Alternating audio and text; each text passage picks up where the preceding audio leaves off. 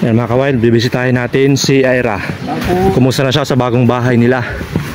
Ito yung bagong bahay nilang kakagawa lang po natin. Pang 44 na pabahay natin mga kawild.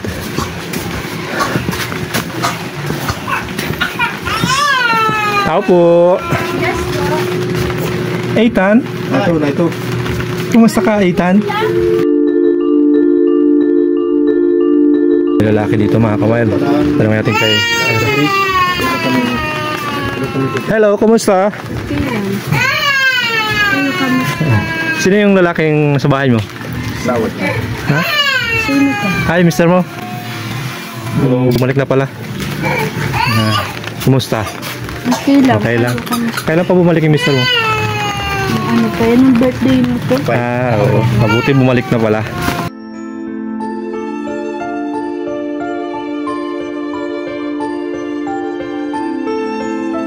Iyak, Ethan. Kawawa mo si Ethan. Ethan, ba't ikaw iyak-iyak? Kawawa si Ethan. Parang may ubo ah. So plano nyo magdugsong dito, Ira, sa harapan? Kaya bumili kayong plywood? dito yan. Sa kabila. Wala na. Manuli yan sa isang na yun.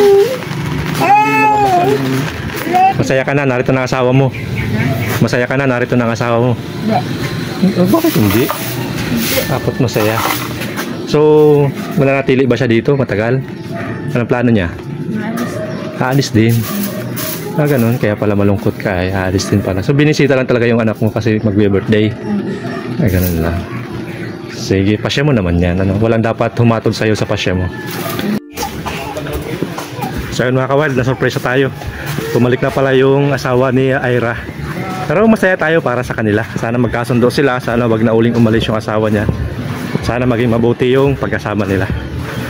So pupunta tayo doon sa isa pa nating i-content. Ate. Kapalit ni Kuya. Ay, ito nga pala yung dating bahay noon. Kailangan nyo ano po. Galing Kuya sa mga... Nakapistala sa ano ay bayan. Ayun. So yan mga kawild, yung bahay na ginawa natin para kay Bukyo, kay Antoinette at kay Ate Josephine. Ito yung pinakamatagal na bahay na ginawa natin. Naabot tayo ng 1 month. Purong simentado po kasi yan. So yun, nalulungkot tayo sa pagkamatay ni Kuya Jun, asawa ni Ate Josephine, tatay ni Bukyo. May kasama po tayong artista. Yeah, si Kuya Efren. Di ko lang ang sawa.